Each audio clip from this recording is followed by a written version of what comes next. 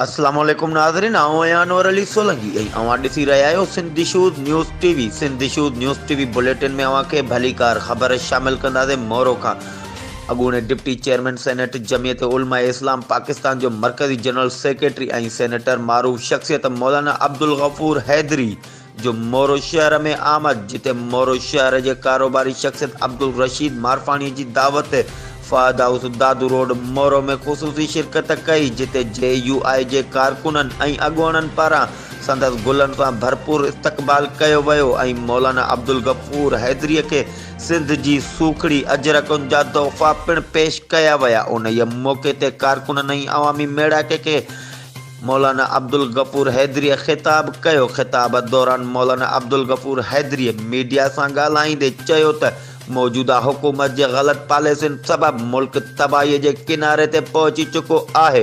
मुल्क में महांगाई तमामु वधी वई आहे। ग़रीब अवाम ख़ुदकुशियूं करण ते मजबूर थी चुको आहे। पाकिस्तान जी अवाम मौलाना फज़लुर रहमान जो साथ ॾिए ऐं इंशाअल्लाह न्याज़ी गवर्नमेंट जो जल्दी ख़ात्मो कयो वेंदो।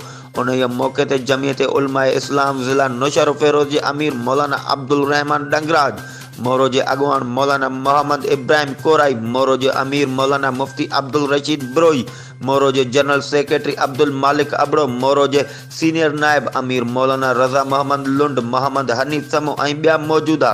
जॾहिं त SHO मोरो अली अकबर खोखर ऐं दर्स SHO मोहम्मद असलम सूमरो पुलिस जी वॾी नफ़रीअ सां गॾु सख़्त सिक्योरिटीअ जो इंतज़ाम कयो। ही हुयूं हिन वक़्त ताईं जूं अपडेट्स। वधीक ख़बरुनि ऐं अपडेट्स जे लाइ ॾिसंदा रहो सिंधी शूज़ न्यूज़ टीवी।